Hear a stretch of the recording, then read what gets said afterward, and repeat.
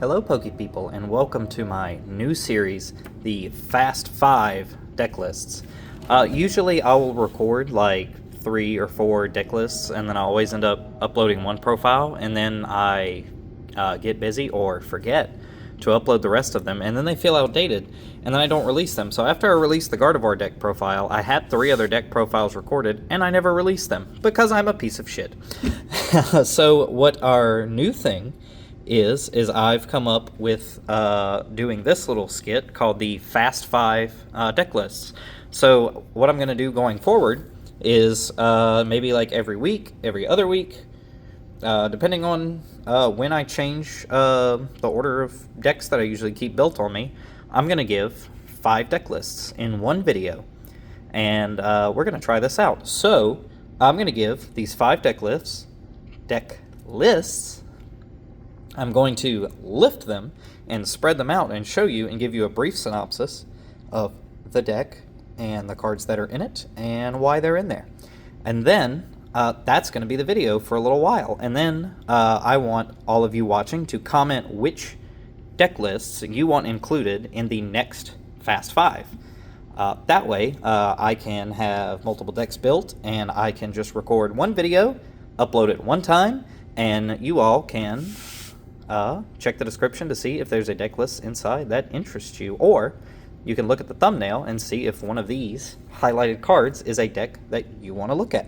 So, we're going to start with Grimmsnarl, which is double-sleeved because my husband likes to use the Pokemon Center sleeves, which do not shuffle well. They bend, they rip, they tear, so they have to go in outer sleeves, which makes it very thick. So, speaking of thick, we have a thick line of a 2,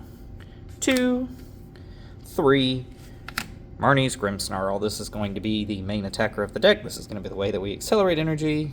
His Punk Up ability, when you evolve him from your hand, you can take up to 5 dark energy from your deck and attach them to your Marnie's Pokemon in any way that you like.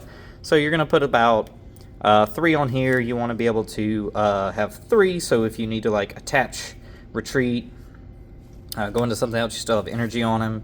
You want to be able to like get 2 on him or 3 on him and maybe 1 on another one of your Marnie's Pokemon sitting on the bench. So all you need to do is evolve and, you know, turn, attach, and go. That's basically what you want to do. The Frostlass is there to accelerate damage to help with our spreading. The Shadow Bullet 180 plus 30 does an okay amount of damage. This deck really struggles one-shotting things, but we're going to play the Frostlass. That's not the goal of this deck, to one-shot things. It's just to continuously rack up damage and then move it around. So we're going to play a 2-2 Frostlass line. You're going to play 4 Munkidori, obviously. Munkidori is amazing. You're going to be using your attachments for turns to go onto... Sorry about the glare. I can't do anything to fix that where I am right now. I can stand in front of it. Half of it. Most of it. You're going to use your turn attachments for energy to attach to the Munkidoris because the ability is going to power him up himself. So you're going to use those attachments for turns to go on the Munkidoris to move damage back. The Frostlass is going to put damage on the Munkidoris. It's going to put damage on the Grimmsnarls, but you can just spit all that back at your opponents. A bunch of one-offs. We are playing 1 Yveltal for the clutch locking. Some people say Maractus is still better. It has a nice ability, but this has free retreat. The ability is reliant on your opponent punching into it, and I'd rather have something that we can actively choose to benefit from than hoping our opponent does the thing that we want to get benefit for. I think a good player would just not hit into the Maractus instead of hitting into it and giving you access to those damage counters moving over. So I'd rather something that we get to choose to use, which is the Yveltal with the free retreat and the synergy of being a dark-type Pokemon. We're playing a Psyduck to protect against Dusknoirs. Yes, Dragapults are playing Klefki. People are going, you know, jumping through hoops to deactivate this so they can still use their Dusknoirs, but we still want them to have to jump through that hoop because they could always roll on that one and fall and break their ankle. So that's what we're going for. We have a Pheasantipede EX standard. Just have it in pretty much every deck now. I don't know why you just wouldn't play it. Draws cards every time your opponent's Pokemon get knocked out. I don't know if you know this, but that's a way that you win at the card game. Pecharunt EX, this is to help ourselves from getting locked in the active of something that we don't want. It's good for switching around. We do play E-Switch so that we can actually use this attack, which isn't terrible. It's 60 damage for each prize card your opponent's taken. So at the end of the game, if you're both at 2 prizes, you can attach for turn. You can E-Switch a Dark Energy off of one of these Pokemon onto this. You can move it into the active, not with the ability, because the ability doesn't let it do it with the Pecharunt, but you can hard retreat, you can go into it, and you can swing for 240, which can take knockouts on Fez, it can take knockouts on Mew, it can take knockouts on Lily's Clefairy EX. There's a lot of things that you can hit for. So this is a little late game attacker plus utility. So anyway, that's our Pokemon. Pretty simple, pretty standard. There's not many changes to Marnie's Grimmsnarl. I do want to make room for one. I know I will make room for one, maybe 2 of the new Punk Helmet from the Crimson Flames or whatever set, whatever flaming, whatever fire it's called for the latest fire set with the Charizards in it. There's a Punk Helmet. It's a tool card. When a Darkness Pokemon it's attached to gets attacked by your opponent's active Pokemon and is dealt damage, you can put 4 damage counters on the attacking Pokemon. I think that's really good for Grimmsnarl, what it's trying to do. The Punk Helmet is obviously like nodded toward being geared toward this deck, so I think it's really a card saying, hey, play this in Grimmsnarl.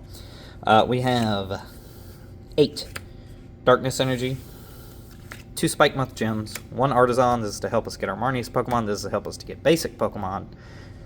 We're playing 4 Arven, 4 Lily's Determination, 3 Iono, 2 Boss, 1 Professor Rowan, Professor's Research. This is a nice little split. We've got tons of draw here. We've got our bossing options. We have a dump and draw aggressive outlet, and we have our Arvens to get all of our tool cards that are going to be very important to us. We have a lot of different tool cards that we want to get, things like that. So we want to make sure we have plenty of outlets to get them, so we're playing the 4 Arven. We have 3 Rescue Stretcher, 2 Counter Catcher, 2 Nest Ball, 1 Buddy Buddy Poffin, 1 Energy Switch, 1 Rare Candy, 1 Super Rod, 1 Secret Box. Secret Box is still the best A-Spec that you can play in this deck. I don't think there's really any merit. You could argue maybe play Precious Trolley, but then you have to adjust a lot of your items and things. You're going to have to play more Rare Candy, stuff like that. It just play Secret Box. It's really good. 2 TM Evo, 1 TM Devo, 1 Air Balloon. Air Balloon's just for mobility purposes, helping things out. You can say, well, why do I need this? Because I have Pecharunt. Sure, you can do that. And if you remove this, I would make this an Iron Bundle so that you have even more ways of moving things around on your opponent's side. I like Iron Bundle. You could cut the Pecharunt and play Iron Bundle, but then you lose in on that alternative attacker, and you also lose in on having a way to get out of being retreat locked, because this isn't going to help you with that. TM Devo is obviously you're stacking up tons of damage. You want to get 70, 80 damage on all your opponent's Goldangos. Devo, take 2, 3 prizes, and now they have no Goldangos. I mean, that's... And then you can also do that with Dragapults. You can hit their Dreepy, or hit their Dragapults and hit their Dracloaks, knock them out. If they have Dragapults sitting on the bench, or if they have Dracloaks sitting on the bench to draw, you can, 70-70, Devo, Iona them in the same turn. You disrupt their draw, you eliminate their draw support, and then leave them with a dead hand, cleaning up the game. There's lots of little intricate ways to use this deck. You really kind of have to learn each matchup, what you're trying to do. Mostly with all evolution decks, you are trying to spread, Devo, Iono in a turn, just completely destroy their board, destroy their hand, and run away with the game from there. Against aggressive, basic decks, you really are going to struggle on decks that can one-hit knockout, decks that can hit for high damage ceilings, because you need time to build. So that's something. There's arguments to make a sort of Badoo build of this, where you Badoo item lock and then build up Frostlass and then hold on your Grimmsnarl until you get a little damage build, evolve, and then move into attacking with Grimmsnarl. That's a way that you can build the deck. But moving on, we have Dragapult Dusknoir. This deck has seen a lot of highs. It saw a little tiny dip in lows in play, and then it went right back to being played. I think everybody was kind of like leery with the new Psyduck coming out. They were like, do we play Dragapult? Is it still good? Not sure. The deck is still good. You can definitely play around the Psyduck. You're going to play 3 Dragapult, 3 Drakloak, 3 Dreepy. You're going to play a 1-2 line, so you're going to play 2 Duskull, this is new, we're learning. You're going to play 2 Duskull, 2 Dusclops, 1 Dusknoir. You're going to play 2 Bidoof, because you want to slow down the game, you want to item lock your opponent, 1 Monkey, 1 Hawlucha, 1 Latias, 1 Fez, 1 Blood Moon. You could cut the Blood Moon, not everybody plays it. If you cut the Blood Moon, I would say you want to give yourself... I wouldn't cut the Blood Moon, honestly. I wouldn't cut the Blood Moon. You need it in a lot of scenarios. This is a pretty good spread of Pokemon, and you're not really going to find anything more balanced than this layout that we have here. I wouldn't change anything with this layout. This is pretty cookie cutter, bread and butter, all your good stuff in one place. Deckless. Ooh, that was close. Let's see, how bad did I throw all that around? Not bad. Okay. 2 Jamming Tower. We definitely need to mess with our opponents' stadiums. If we can shut down their TM Evos, if we can shut down their TM Devos, if we can shut down a Big Charm on a Gardevoir that's playing Big Charm, if we can turn off air balloons, there's a lot of helpful things that we can tell our opponents. You don't get to do that. Because this right here is down, and you don't have a stadium in your hand to play anything else. So, no tools. 4 Lily's Determination, 4 Aeona, 2 Boss's Orders, and then a Brock, a Jacques, a Hilda, and a Churro. You could make this Brock 2 Brocks. You could make this Jacques 2 Jacques. You could make this Hilda 2 Hildas. These 3 cards can kind of be any amount in any order, and it's not really wrong. If you're playing Nest Ball, 1 to 2 Nest Balls, you don't need 2 Brocks. If you aren't playing Nest Balls, you should be playing 2 Brocks and at least 1 Hilda. If you are playing 2 Nest Balls, you probably don't need Brocks at all. You could play 2 Jacques. You could play a Hilda, you could play 2 Hilda, you could play a Jacques. You should have a Turo. Just always give yourself the option to pick something up. There's tons of situations where you need to clean up your board, you need to remove liabilities and everything. You want to have that option. And if you're retreat locked into the active, you want to be able to drop this card, get your Pokemon up, and get back to playing the game. But these are pretty much interchangeable with themselves in their quantity to however you want to play them. So do not feel like these 3 cards are locked in. You can swap these around, add, subtract, whatever you feel like. The 2 Boss's Orders, 3 would be nice, but there's just no room in the deck. But we have other means to bring things up. 4 Buddy Buddy Poffin, because if you ain't Poffin'in', you ain't winning. 4 Ultra Ball. 3 Counter Catcher. Oop, dropped a deck box. 3 Counter Catcher. Nobody come for me. They're terrible proxies. I have 5 decks built right now. My husband has another deck. A lot of our resources are spread thin, so there's going to be proxies in here. I'm sure somebody already saw the proxied out Fez in the other deck. I think that one was proxied. If not, there is a proxied out Fez coming. So 3 Counter Catcher. We're going to play 2 Night Stretcher, 1 Nest Ball. This is what I was talking about. If you're squeezing 2 of these in here, you probably don't need to play Brock Scouting. Energy-wise, 1 Neo Upper, best A-Spec for the deck right now. 3 Luminous, 2 Psychic, 1 Fire. That's a pretty standard energy list. I've seen some lists are popping up with 2 Psychic, 2 Fire, 2 Luminous. I don't hate that. This is just still what I'm running. So, that's the Dragapult deck. Dragapult Dusknoir. I shouldn't have to go over that too much. There's tons and tons of regional videos that you can go watch to see this deck being played and get a good idea of how that is played and how it's used. Let's see, what deck box is this one? Trying to remember where I was keeping everything in. All right, 2 down, 3 to go. Gardevoir. Gardevoir is probably the deck that has gone through and seen the most innovations and changes. I mean, it feels like every week there's a new definitive Gardevoir list, and it's the only way to play Gardevoir. I don't know if I believe all of that, but I think there's definitely a build that's always on paper way stronger. There's one that is more consistent, so you should say like, oh well, that should be more, better in a broader sense. But people can argue back and forth all day. This is the list that I currently have, and I'm running with 2 Gardevoir EX, 1 Mega Gardevoir, because playing Megas are cool. Also, it's nice to be able to drop this. So, like, if you set up a Gardevoir and you have a Ralts Curlia sitting on the bench, you're, doing some monkey shenanigans, you hit with Screamtail or whatever.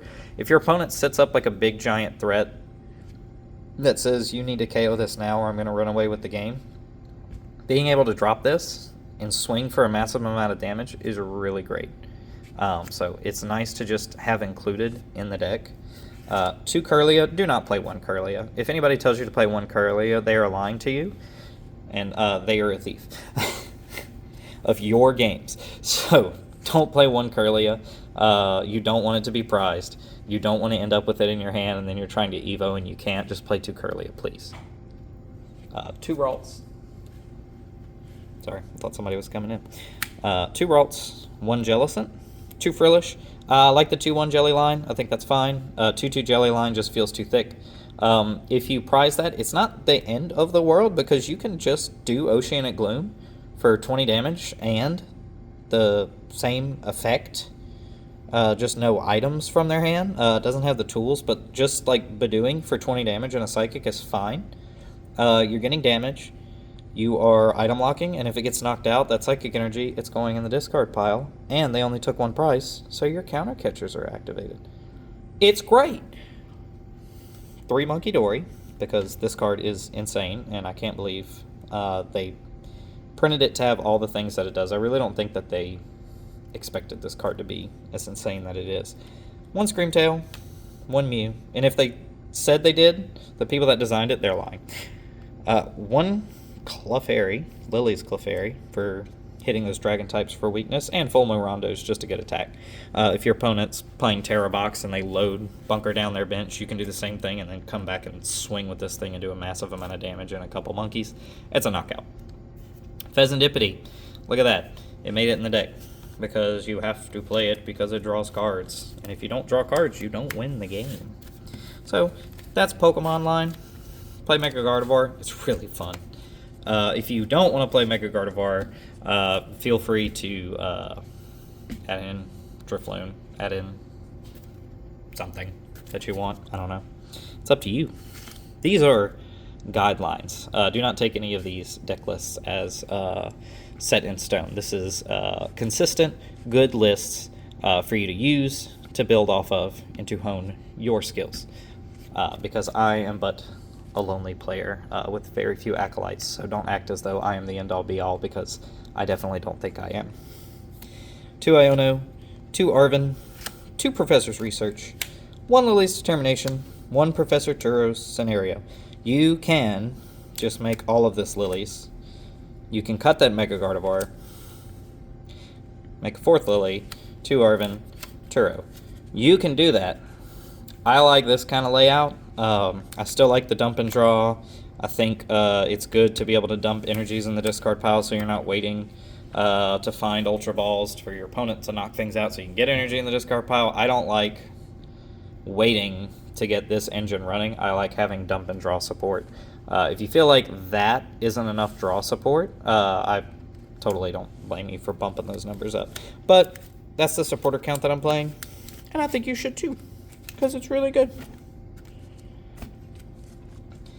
Item cards, 4 Ultra Ball, 3 Earthen Vessel, gotta get those energies, another discard method, 2 Nest Ball, 2 Rare Candy, because we don't want to miss out on evolving, 2 Night Stretcher, because sometimes our opponents just pop off and we don't have time to sit there and build a board. We need to get a Gardevoir and we need to get there fast. So 2 Rare Candies. You can play 1. You can play 1. I play 2. I like being able to rare candy, get my game going. That's why I play 2. 1 counter catcher. You can play 2 counter catcher. There's a lot of you could do this, you could do this, you could cut this down, you could play 2 counter catcher. That's fine. I would be okay with that. I had 2 counter catcher in this deck, and then I slimmed it down because I wanted a second rare candy. You're not playing boss in this deck, so don't ever discard this card. That's another argument to not play the research. You could just play Lily's Determination so you don't get in an awkward situation where you have to discard your only gusting option. Totally understand that. That's a reason why you should probably play 2. This deck list only has 1. You do with that information what you will.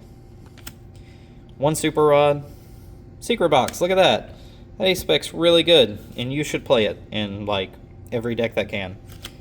1 TM Evo. 1 TM Devo. 1 Big Charm. Bravery Charm.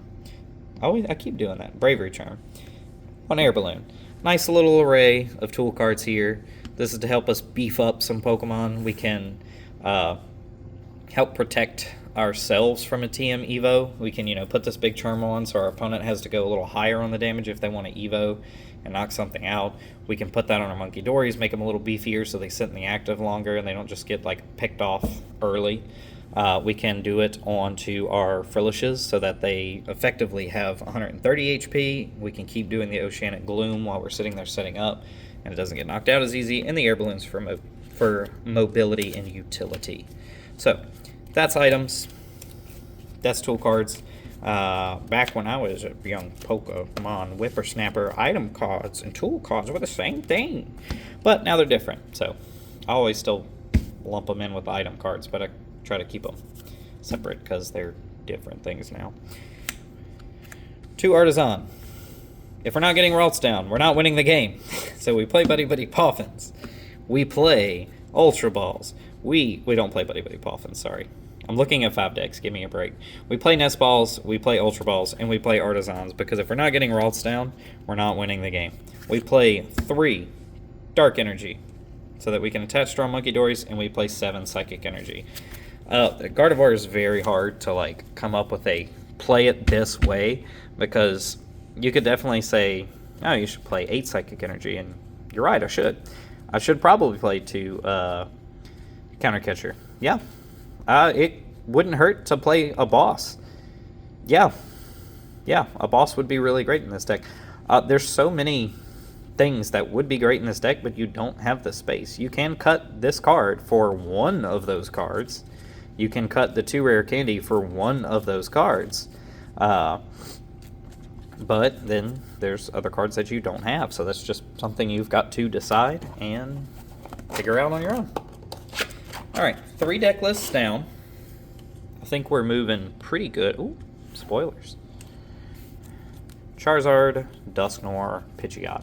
This deck feels kind of like a pile sometimes. There's so many Pokemon, and you get your starting hand, and you're like, what do I do with this? So definitely get reps in if you plan on playing this deck. This isn't something that you just take this deck list off of my video and sleeve it up and go play at an event. You're not going to do good. You need to play 20-ish, 30 games with this deck to understand what you need to be doing, and when you get your hand, go, okay, I need to take this and then use that to get this, and I need to do that. This is what's...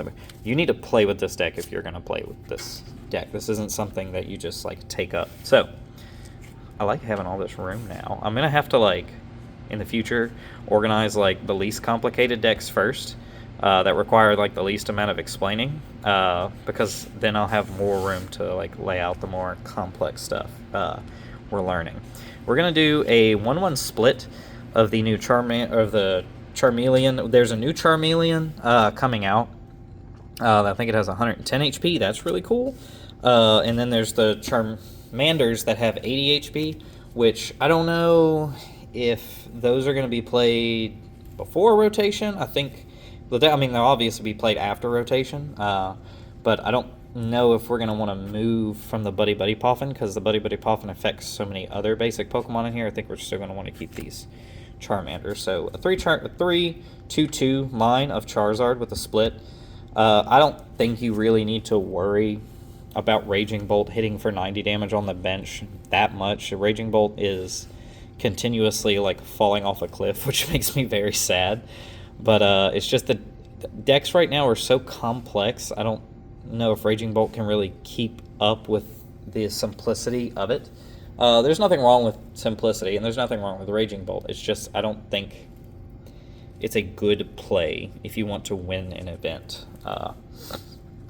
Because there's not much you can do when your opponent starts to try to like outplay you. It's like you can just swing the big giraffe neck around and hope you knock them out before they can figure out how to take you down. Pidgeot. This is the only Pidgeys and Pidgeotos that I have. I know there's a 100 HP one with free retreat. I know I don't have one, and I haven't ordered one. The Pidgeys, you could play a 1/1 line. There's a 50 HP one for colorless. I think it goes and gets a basic Pokemon and puts it on the bench. I also don't have that one. So I would probably play the 1/1 line of Pidgeys and then play the proper Pidgeotto, if I had one, and the 2 Pidgeot EX. I need to sit down and do a little tiny TCG play or order where I like order the odds and ends and get a couple more counter catchers and stuff. I just haven't done that because I'm about to go on a cruise, which is why I thought to do this big long form video of a bunch of deck lists so that there'd be something up on the channel with some meat to chew on while I go enjoy a cruise. So I'm not going to be ordering any cards because I'm saving money for a cruise. And yeah, maybe when I get back, I'm almost done with electrical school, which is pretty cool. So when I do that, hopefully I'll make a little bit more money. I'll have come back from my cruise. Christmas will be over, and I will have money again to frivolously spend on cardboard. We have 1 Dusknoir, 1 Dusclops, 2 Duskull. A little bit of a thinner line because we got all this other stuff going on, and this is what I meant by the deck kind of feels like a pile sometimes. You've got a multiple stage 2s. You have a 3-2-3 line, a 2-1-2, a 2-1-1. It can get kind of crazy, which is why it's really important to play this deck a lot so that you can get a feel for how you're supposed to be going about assembling all these things. 1 Chi-Yu, a good single prize revenge attacker. It's a good way to take 2 prizes against this dude sitting over here, the Chi Stick Man. Good way to get back at him. Good for grass decks that you'll randomly pop across because there's always one in an event to ruin your day. 1 Klefki, this is to turn off Psyduck. Mischievous Lock is also really good when it's in the active spot. Basic Pokemon in play have no abilities except for this. So if you start with this and you like set out all your Pokemon, you attach TM Evo to it and evolve, and then your opponent sitting across from you, they can't use any of their EV abilities. If you're playing against Flareon Box, they can't use any of their Teal Mask Ogerpuns to draw cards. There's a lot of ways you can mess with people with this Klefki in the active. It also turns off the Psyduck so you can Curse Blast people. 1 Tatsugiri to help you find those critical supporter cards so you don't have a dead hand. 1 Shaman because we have a lot of little weak guys here that eventually become big scary guys, and we want to protect them with Shaman. Terrabox has been going like up in play a lot more consistently because people are always like, yeah, it'll be around, but probably won't bump into it, yada yada yada. I've seen 2 consistently played at my locals. If you've watched any recent regionals, there's a lot of people playing it. I think it's time we stop acting like we don't need to play Shaman in our decks and admit that he's definitely worthy of the spot at the moment. 1 Pheasantipity, because it's Pheasantipity. You're not going to not play it in your deck. What are you doing? Why are you making a bad deck that doesn't have Pheasantipity in it? Don't you want to have your Pheasantipity so your opponent can play boss and knock out your Pheasantipity, and then you can rescue Stretcher the Pheasantipity and put it back to draw 3 cards, and then you can boss up your opponent's Pheasantipity, and you can knock it out, and then they can Night Stretcher for it, and then get it back and draw 3 cards. And it's a never-ending cycle of Pheasantipity, is what I'm trying to say. We have 4 Lily's Determination, 2 Iono, 2 Arven, Dose Boss, 1 Briar. Briar's fantastic. I've said this tons of times. Even if you can't pull this off often. If your opponent knows you play Briar, they're constantly having to play around it as long as you don't discard it. So just having a card in your deck that forces your opponent to play awkwardly is worth its inclusion, regardless of whether you're going to use it a lot. Supporter cards, done. Item cards, 4 Buddy Buddy Poffin, 4 Ultra Ball, 3 Rare Candy. We need our dudes and we need them now. Call, JG Candy, 877, rare now. Super Rod, 2. Counter Catcher, 2. 2 TM Evo, because getting that Pidgeot online, gotta do it. Gotta get that Quick Search. Quick Search is invaluable. The fact that you can free tutor a card to your hand once per turn is insane. It's basically telling your opponent, like, hey, you know how, you need all this stuff to, win the game?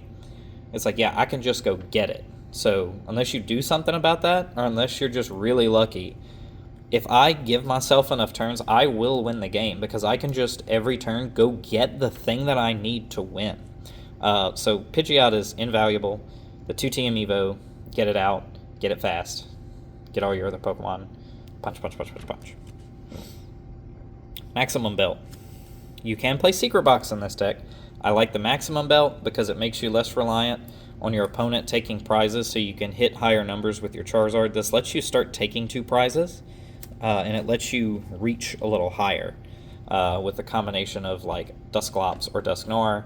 With this, with that, it lets you hit those higher numbers. 1 Town Store to get these, because we don't play the super high count of Arven. We want to have other avenues to getting our tool cards without having to play for Arven, because we just don't have room in the deck. We still need our draw supporters. We still have Artisan, of course, because we want to get our basics. 5 Fire, 2 Jet, just to keep ourselves from getting retreat locked, because we have a lot of Pokemon on our bench that don't attack and that don't do what we want them to. We want to be able to get them out of the active. 1 Mist Energy to keep our opponent from screwing with us. So, pretty simple. Definitely, if you plan on playing this deck, play a lot of games with it, learn it, get used to the rhythm of it and how you try to set up with this deck. You don't want to just pick this up and think, oh, I'm going to go play Charizard tonight. I've never played with it before. You're not going to have a good time, I promise. You need to know how to play this deck. Last, but certainly not least, is my version of Goldango. My version of Goldango has a 1/1 Lucario line in it, a Mega Lucario. Did you guys really think I wasn't going to play a deck that had Mega Lucario in it? Good or bad? I'm going to put my boy in a deck. I call this deck prize money, by the way. 4/4 line of Goldango. We don't play the basic Goldango because Mega Lucario is our way around Cornerstone. If you have something that, safeguard, protects against Rulebox Pokemon, you can try and Solrock loop them. We play a 2/2 line of Solrock Lunatone. Solrock's great for early pressure. Cosmic Beam for 70 is nice. There is a Vitality ban in here, so we can hit things for 80, knock out some basic Pokemon that our opponent might be trying to evolve. We also have 1 Premium Power Plus in here, so we can technically hit for 100, knock out Kirlia, knock out some other things. We have a 1/1 line of Mega Lucario. Aside from using him to get around some nasty walls, Mega Brave's awesome. 270 is a lot of damage. Then we can add to that Vitality Ban. We can add to that Premium Power Plus Pro.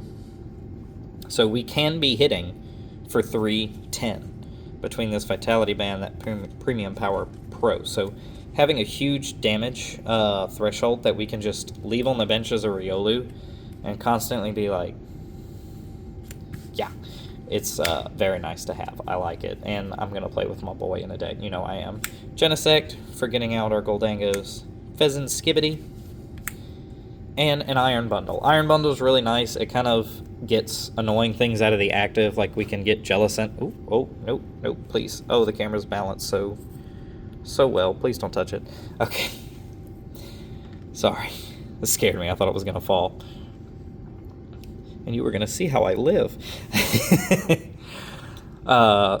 One iron bundle, it gets the Jellicent out of the way. It also just is nice if our opponent's trying to feed us something like a Maractus that we don't want, things like that. And saying like, hey, yeah, you can take that one prize. I don't care about that thing. Everything I love is back here on the bench. You can say, you must choose. Not your Bidoof. Your Bidoof is typically what's in the active. It's like your Pidgey or your Charmander. So anyway, that's what the Iron Bundle's for. It's fun to do that sometimes.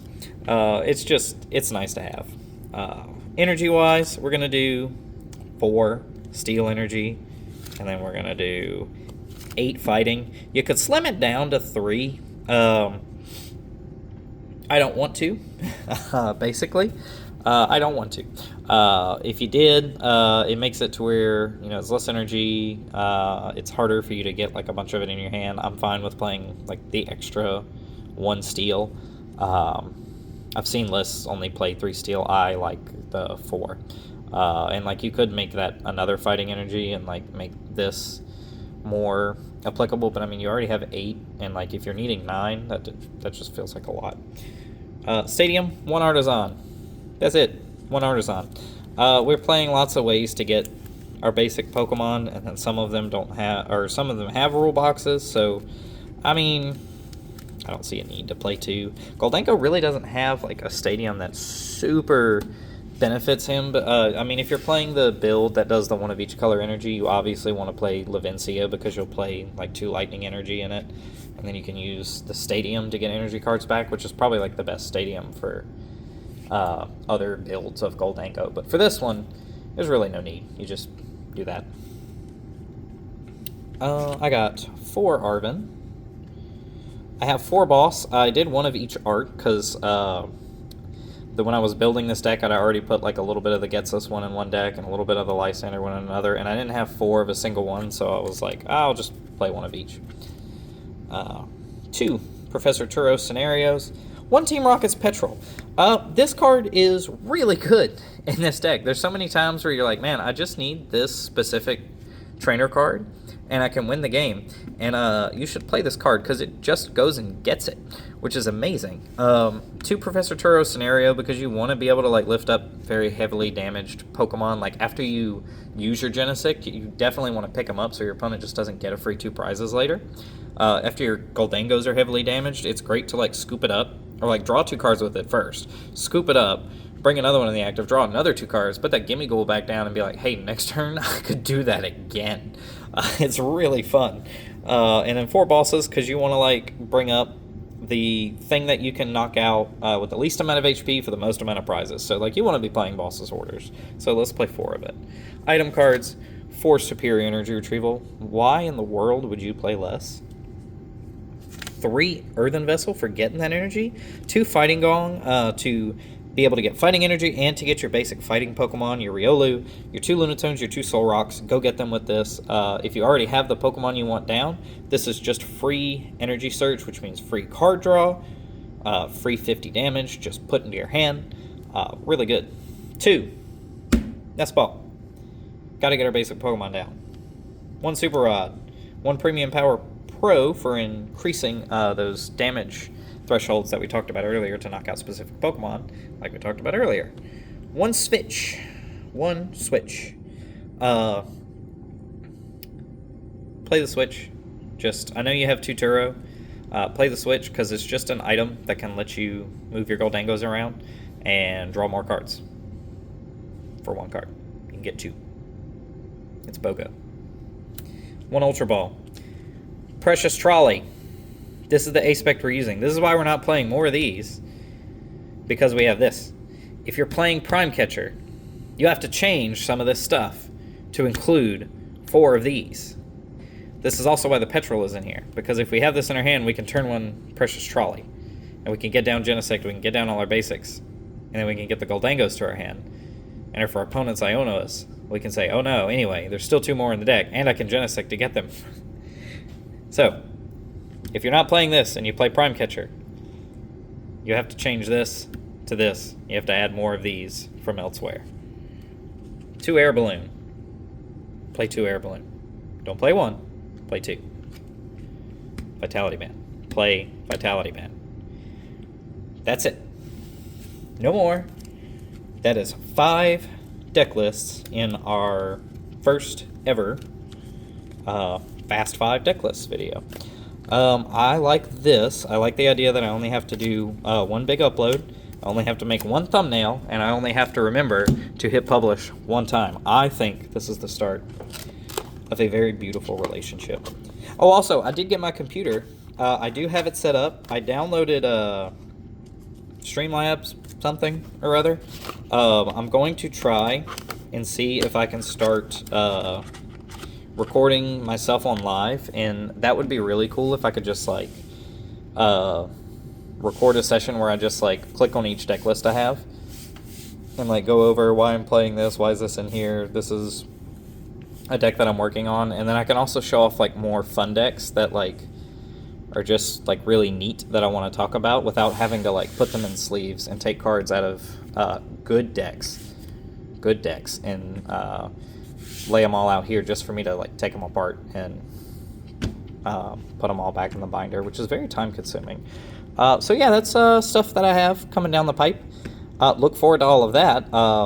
Enjoy this. I will see how much of Vegas that I can watch. I don't know how well the Wi-Fi is going to be on the ship.